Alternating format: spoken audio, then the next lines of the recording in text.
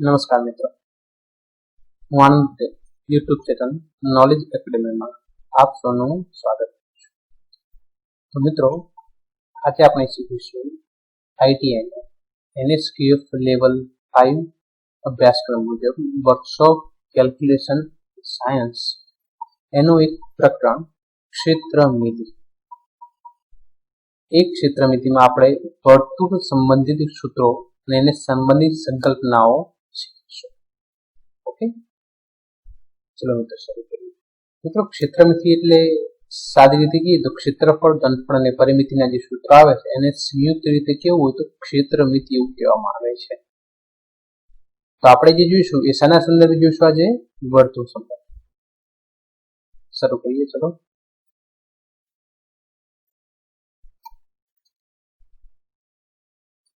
તો આ શું છે? એક વર્તુળ. મિત્રો, દરેક જણા વર્તુળને તો ઓળખો છો તો વર્તુળ કોને કહેવાય? તો આ એક વર્તુળ છે. તો આ વર્તુળનું ક્ષેત્રફળ શું થાય?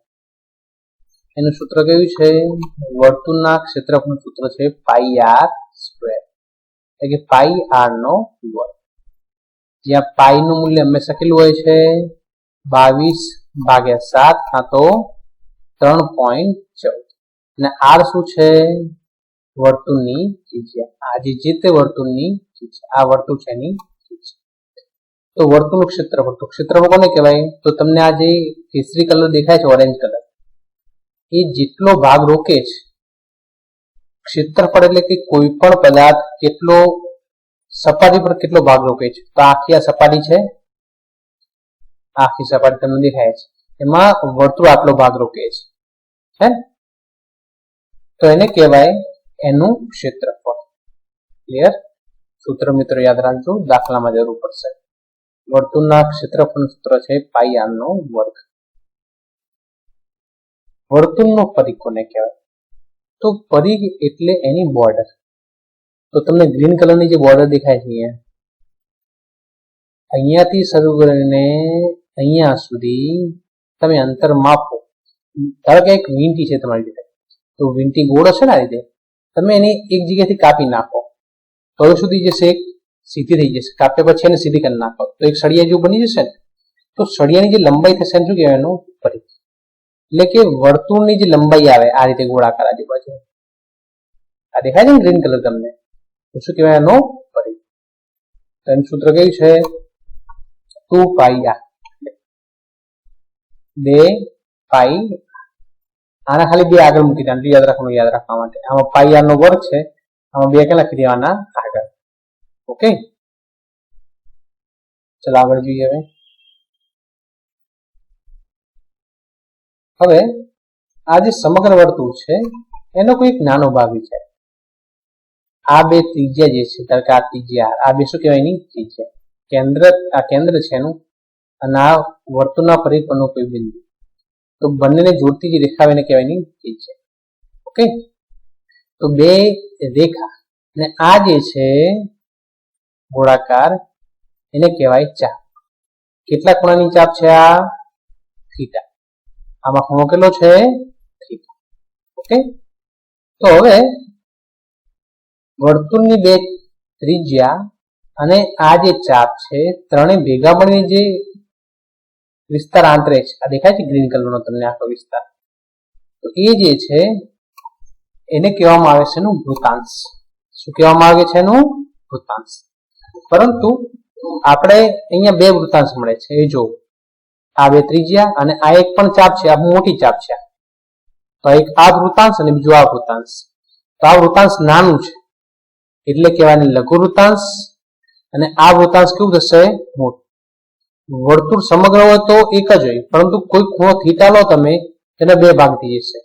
આ એક લઘુ વૃત્તાંશ અને આ શું કહેવાય? મોટું છે તો ગુરુ વૃત્તાંશ. હવે આનો ખૂણો જો થીટા હશે તો આનો ખૂણો કેટલો હશે? તો વર્તુળનો આખો ખૂણો કેટલો? 360. તો 360 માંથી આટલો ખૂણો બાદ કરી નાખો તો તમને આ બાકીનો ખૂણો મળી જશે. ઓકે, ધારો કે આનો ખૂણો હોય 45, ઉદાહરણ તરીકે, તો આનો ખૂણો કેટલો થાય? 360 - 45 એટલે 315. એટલે કે 360 માંથી આ ખૂણો બાદ કરો તમે ગુરુ વૃત્તાંશનો ખૂણો તમને કઈ રીતે મળે? તો લઘુ વૃત્તાંશના ખૂણાને 360 માંથી તમે બાદ કરશો એટલે તમને ગુરુ વૃત્તાંશનો ખૂણો મળી જશે. હવે આ જે વર્તુળનું વૃત્તાંશ છે, લઘુ વૃત્તાંશ, ગુરુ વૃત્તાંશ, એનું ક્ષેત્રફળ શોધવું હોય તો શું કરવાનું? જોવો તો સૂત્ર કેવું છે? તો વર્તુળ જેવું છે, જો પાઈ આર નો વર્ગ, પરંતુ ગુણાકારમાં કેટલા મૂકી દેવાના? થીટા ભાગ્યા 360. પાઈ આર નો વર્ગ ગુણ્યા થીટા ભાગ્યા 360. ઓકે. હવે આ જે વૃત્તાંશ છે, આ પણ વૃત્તાંશ કહેવાય, આ પણ વૃત્તાંશ કહેવાય. આ લઘુ વૃત્તાંશ છે ને આ ગુરુ વૃત્તાંશ. તો આનો જે પણ ખૂણો થતો, આનો ખૂણો થતો હોય, આમાંના પછી જે ખૂણો થતો હોય એ ત્યાં લખવાનું થાય આપણે. ક્લિયર? હવે આપણે એ સૂત્ર જોયું, ગુણાકાર ફક્ત શું લખવાના? થીટા ભાગ્યા 360. હવે આ જે ચાપ છે, આ ચાપની લંબાઈ કેટલી ગણવાની? તો શું કરવાનું? જો પરિઘ જે છે ને એના ગુણાકારમાં, આના ગુણાકારમાં જે મૂકે તમે થીટા ભાગ્યા 360, આના ગુણાકારમાં કેટલું મૂકી દેવાનું? થીટા ભાગ્યા 360. 2πr મતલબ આખું ચાપ, એ અહીંયાથી માંડીને આખું વર્તુળ. પરંતુ ફક્ત આટલું જ વર્તુળની લંબાઈ શોધી તમારે, આટલા ભાગની. તો શું કહેવાની? ચાપ. તો ચાપની લંબાઈ કેટલી ગણવાની? તો 2πr એટલે કે 2πr ગુણાકારમાં શું લખી દેવાનું? થીટા ભાગ્યા 360. ઓકે. હવે આપણે શોધવાનું છે લઘુ કોઈ પણ વૃત્તાંશની પરિમિતિ. પરિમિતિ કોને કહેવાય? તો એની બોર્ડર. તો આમાં કેટલી બોર્ડર છે જોવો વૃત્તાંશમાં? તો એક આ, અહીંયાથી આ અને આ. તો આ તો આપણે ગણી છે. પરિમિતિ એટલે શું કહેવાય? એની આખી બોર્ડર, ટોટલ બોર્ડર. તો આટલું માપ કેટલું છે પેલા? તો એ તો આપણે પેલા જોઈ ગયા. ચાપ એની કેટલી હતી? 2πr ગુણ્યા થીટા ભાગ્યા 360. એટલે વત્તા કેટલું કરવું પડે? આર અને વત્તા આર, એટલે ત્રણેયનો સરવાળો કેટલો થાય ટોટલ? આ ત્રણેયનો. તો 2πr ગુણ્યા થીટા ભાગ્યા 360 હતા. એમાં કેટલું ઉમેરવાના? આર વત્તા આર, એટલે વત્તા 2r. તો આ છે વૃત્તાંશની પરિમિતિ. મિત્રો યાદ રાખવાનું છે, વૃત્તાંશની પરિમિતિ એટલે ચાપની લંબાઈમાં કેટલા ઉમેરી દેવાના? 2r. આ ચાપ તો છે જ, એમાં 2 વખત તમે ત્રિજ્યા ઉમેરો એટલે શું થઈ જાય? એની બોર્ડર થઈ જાય. ઓકે, ચલો આગળ. હવે કોઈ પણ વૃત્તાંશ લઈએ આપણે. આ જે વૃત્તાંશ લીધું ને, હવે અહીંયા તમે જો આ વૃત્તાંશ છે આના જેવું, પણ અહીંયા ખૂણો કેટલો છે? 2 વચ્ચેનો આ ખૂણો તમને કેટલો દેખાય? એક્ઝેક્ટ 90. જો કોઈ વૃત્તાંશ એવું હોય કે ખૂણો કેટલો હોય? 90, તો એને વર્તુળનું ચરણ કહેવામાં આવે છે. બીજી રીતે યાદ રાખ, ખૂણો 90 હોય તો ચરણ કહેવાય એને, અથવા ચરણ હોય એટલે ખૂણો એક્ઝેક્ટ કેટલો થાય? 90 થાય. એ પણ યાદ રાખવાનું છે. ક્લિયર? અને જો ખૂણો આ એક વૃત્તાંશ, એમાં અહીંયા ખૂણો કેટલો છે? 90. અહીંયા ખૂણો કેટલો છે? આખો 180. જો ખૂણો 180 હોય તો શું થઈ જાય? અર્ધવર્તુળ. આ બે ભેગા કરો, 2 વખત આવ્યા હતા એટલે શું થઈ જાય? અર્ધ. ડબલ ખૂણો થઈ જાય. 90 90 180. ઓકે. તો આપણે અહીંયા શીખ્યા વૃત્તાંશ કોને કહેવાય અને એના સૂત્રો. હવે આગળ જોઈએ કે વૃત્તખંડ કોને કહેવાય. આ તમને ખબર છે, આ વૃત્તાંશ. હવે આ એક જીવા દોરીએ. તમને ખબર છે કે વર્તુળ જે છે એના પરિઘ પરના કોઈ પણ 2 બિંદુ તમે જુઓ એટલે શું બને? એની જીવા. આ પોઈન્ટ થી આ પોઈન્ટ, એટલે કે આ પોઈન્ટ અને આ પોઈન્ટ જોડો તો શું બને? એની જીવા. હવે આ પોઈન્ટ થી આ પોઈન્ટ જોડીએ આપણે એટલે એના 2 ભાગ થાય, ઉપરનો ભાગ અને નીચેનો ભાગ. ઓકે. હવે એમાંથી ઉપરનો જે ત્રિકોણ છે એ ત્રિકોણ આપણે આમાંથી કાઢી નાખીએ તો ફક્ત કયો ભાગ વધે? નીચેનો ભાગ. એટલે કે વર્તુળની જે આ જીવા છે અને એનો ચાપ, એના દ્વારા જે ભાગ રચાય છે, વૃત્તખંડ કોના દ્વારા રચાય? આ જે જીવા છે અને એની ચાપ. વૃત્તાંશ કોની દ્વારા રચાતું હતું? તો ચાપ અને એની 2 ત્રિજ્યા દ્વારા. વર્તુળની ત્રિજ્યા અને આ ચાપ. પરંતુ આને આપણે કાઢી નાખ્યું છે, ફક્ત નીચેનો ભાગ.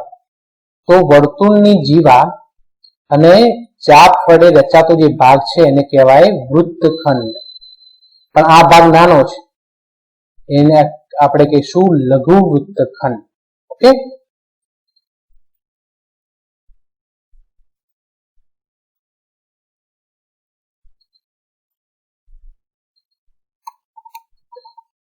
આ જે લઘુ વૃત્તખંડ છે એનું ક્ષેત્રફળ શોધવું તો કઈ રીતે શોધી શકીએ આપણે?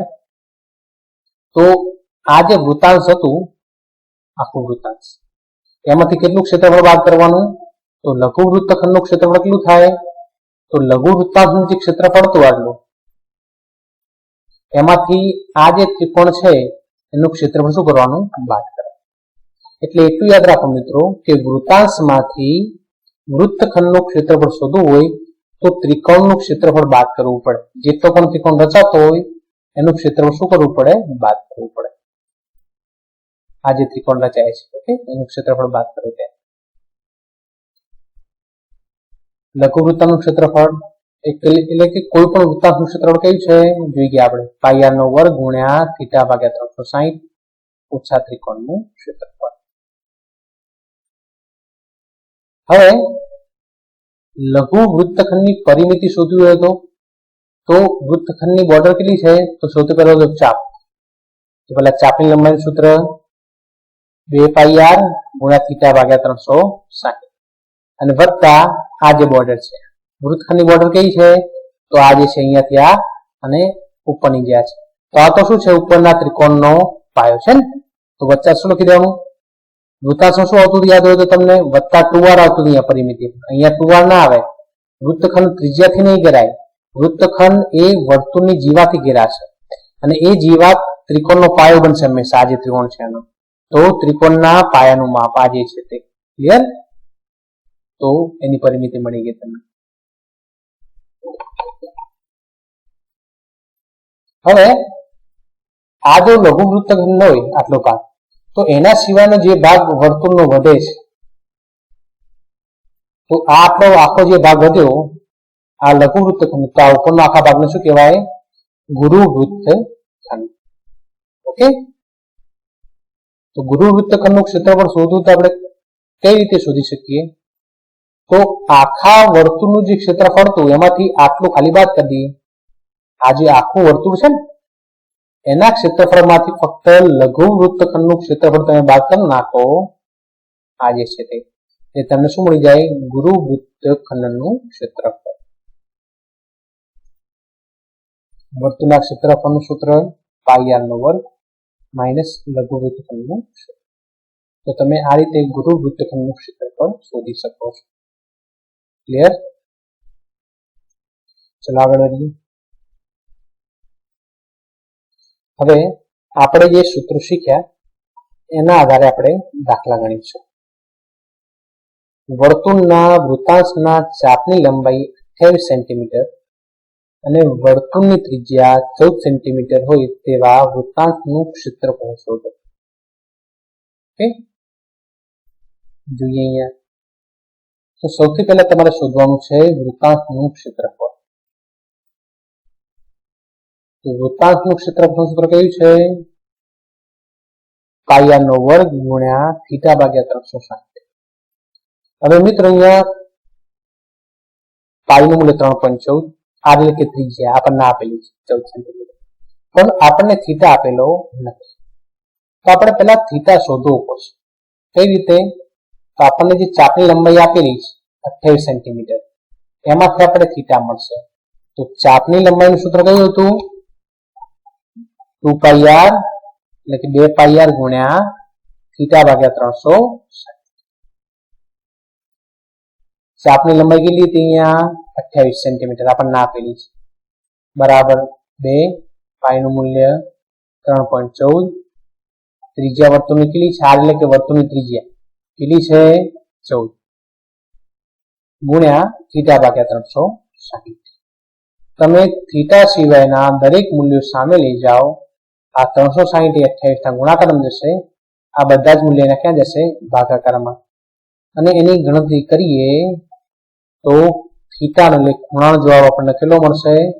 114.64 આપણને જે અહીંયા ખૂણો જરૂર હતી આપણને ખૂણો અહીંયા મળી. હવે આપણે વૃત્તાંશનું ક્ષેત્રફળ સરળતાથી શોધી શકીએ છીએ. હવે મૂલ્ય મૂકીએ દરેકના આગળ. વૃત્તાંતનું ક્ષેત્રફળ એ બરાબર પાઈનું મૂલ્ય 3.14, ત્રિજ્યા કેટલી હતી? r નું મૂલ્ય તો 14 એનો વર્ગ ગુણ્યા થીટા કેટલા મળે આપણને? 114.64 ભાગ્યા 360. કેલ્ક્યુલેટરની મદદથી તમે એની ગણતરી કરશો તો તમને વૃત્તાંશનું ક્ષેત્રફળ મળશે 195.98 ચોરસ સેન્ટીમીટર. હવે મિત્રો ક્ષેત્રફળ કોઈ પણ લખીએ એને એકમ કઈ રીતે લખાય? તો આગળ લખવાનું ચોરસ.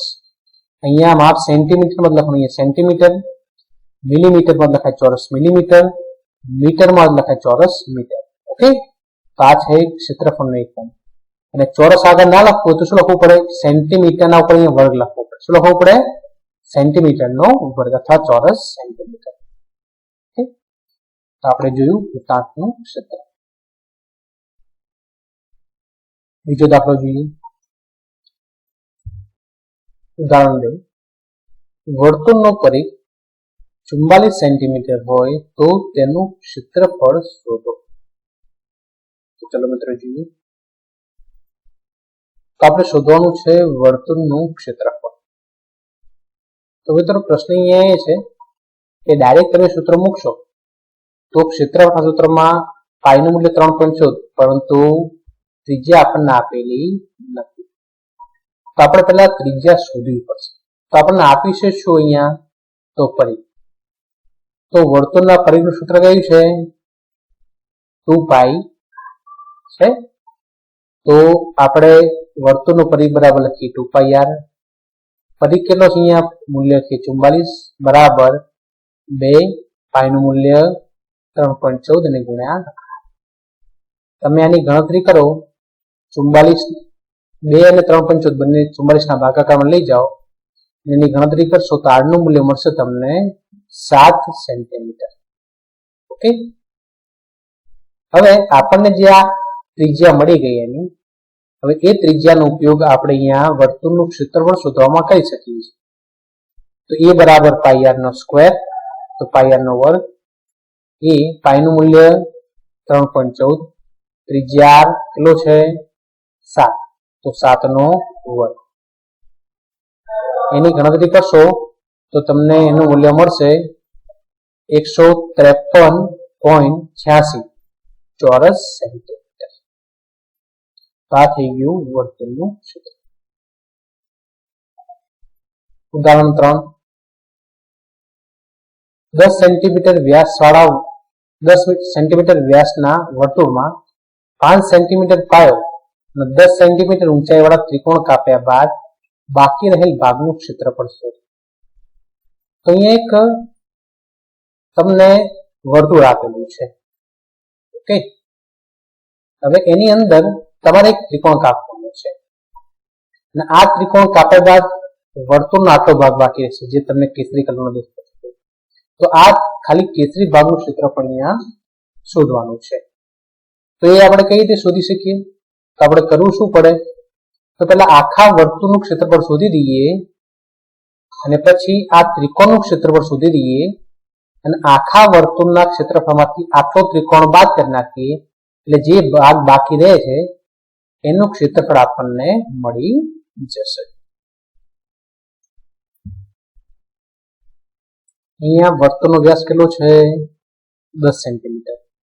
તો વર્તુળની ત્રિજ્યા કેટલી હોય? તો વ્યાસ કરતા અડધી, એટલે વર્તુળની ત્રિજ્યા થશે 5 સેન્ટીમીટર. ઓકે, ચલો હવે ગણતરી કરીએ. તો સૌથી પહેલા આ જે ત્રિકોણ છે એનું ક્ષેત્રફળ શોધીએ.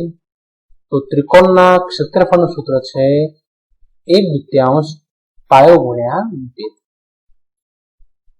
1/2 ત્રિકોણનો પાયો આપણને કેટલો આપેલો છે?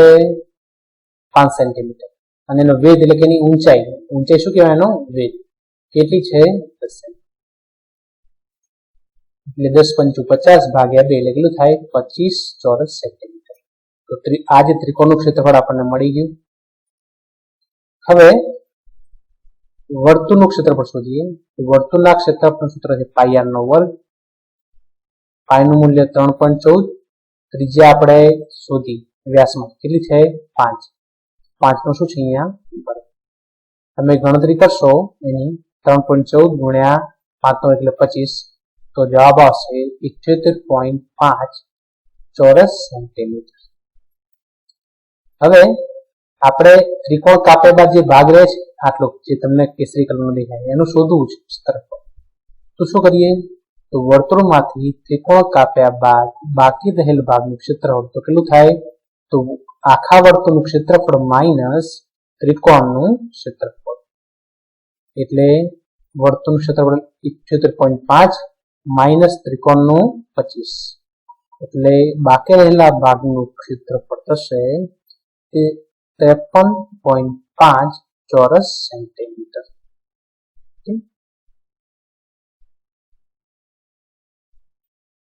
જોઈએ ઉદાહરણ 4.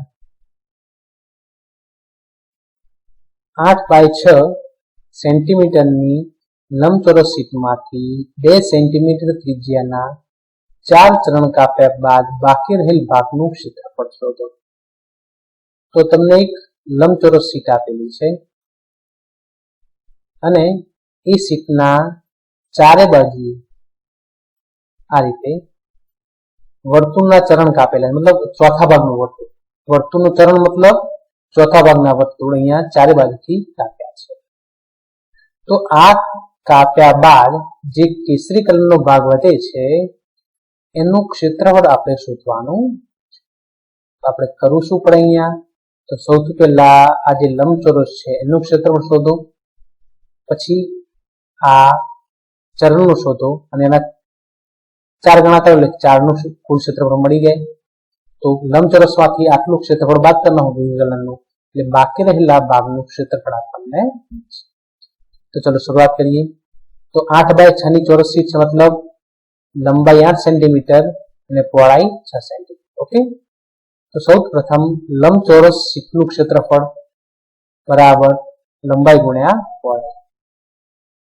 લંબચોરસ શીટનું ક્ષેત્રફળ લંબાઈ કેટલી છે એની 8, પહોળાઈ છે 6, એટલે એનું ક્ષેત્રફળ થશે 8×6 = 48 ચોરસ સેન્ટીમીટર. હવે વર્તુળનું જે ચરણ છે, વર્તુળનું ચરણ એક પ્રકારે છે વૃત્તાંશ. તો વૃત્તાંશના ક્ષેત્રફળનું સૂત્ર કયું હતું, πr² ગુણ્યા θ/360. અને મેં તમને અગાઉ કીધું છે કે ચરણ માટે ખૂણો કેટલો થાય 90°. ઓકે, તો એ મૂલ્ય મૂકીએ અને ત્રિજ્યા આપણને આપેલી છે, કેટલી ત્રિજ્યા છે 2 સેન્ટીમીટર. ગણતરી કરીએ, પાઈ નું મૂલ્ય 3.14 ગુણ્યા ત્રિજ્યાનું મૂલ્ય 2 અને એના ઉપર વર્ગ ગુણ્યા ચરણ માટે ખૂણો કેટલો લખાય 90° ભાગ્યા 300.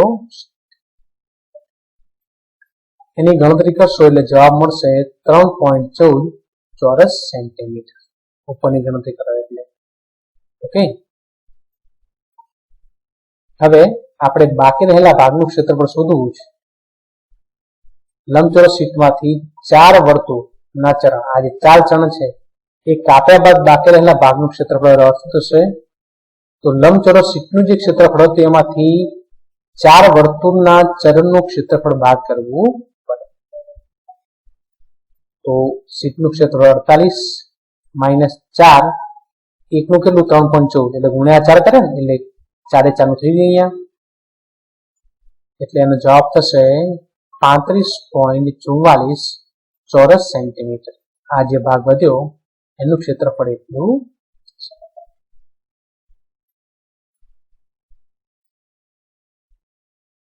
ઉદાહરણ 5. આપેલ વર્તુળાકાર ડિસ્કની પરિમિતિ શોધો. પરિમિતિ એટલે આપણને ખબર છે એની બોર્ડર. તો આ જે છે આખી બોર્ડર આપણે શોધવાની છે. તો મિત્રો સૌપ્રથમ તો એ નક્કી કરો કે તમે થીટા કેટલો લેશો. તમારે ખૂણો હંમેશા અંદર લેવાનો. આ તો કટિંગ છે, આટલો ભાગ કટ છે એટલે આ ખૂણો નહીં, જે ભાગ બાકી રહે છે એ ખૂણો મહત્વનો છે. આપણે આ ચાપ શોધવાની છે ના, આપણે આ બાકીની ચાપ શોધવાની છે. આ ચાપ અને આ એની ત્રિજ્યા 2 વખતની, એટલે એની પરિમિતિ મળી જાય ટોટલ. અહીંયા તો આ ત્રિજ્યા છે તો આ પણ ત્રિજ્યા થાય, આ એ ત્રિજ્યા છે ને આ પણ ત્રિજ્યા છે. તો બાકીની ચાપની લંબાઈ આપણે શોધવી પડશે. એટલે આ ખૂણો ના મળે, આપણે ઉપરનો ખૂણો જોવો પડે કે આ ખૂણો કેટલો છે, અહીંથી શરૂ કરીને અહીંયા સુધી. તો એ ખૂણો કેટલો થાય? તો કુલ ખૂણો 360, એમાંથી તમે 45 બાદ કરો એટલે ખૂણો થશે 315 અંશ. આપણે ઉપરનું શોધવાનું છે. હવે વર્તુળને જે વૃત્તાંશ છે એની પરિમિતિ કેટલી થાય? તો ચાપની લંબાઈ, આ જે ચાપ છે તે સૂત્ર કયું છે એનું? 2πr ગુણ્યા θ ભાગ્યા 360. એમાં બે વખત શું મળવું પડે? પેલી ત્રિજ્યા આ બોર્ડર અને બીજી ત્રિજ્યા આ, એટલે r વત્તા r કેટલા થાય? 2. ઓકે, તો આ સૂત્ર આપણે અગાઉ શીખી ચુક્યા છીએ. અત્યારે તો તમને સમજાવ્યું.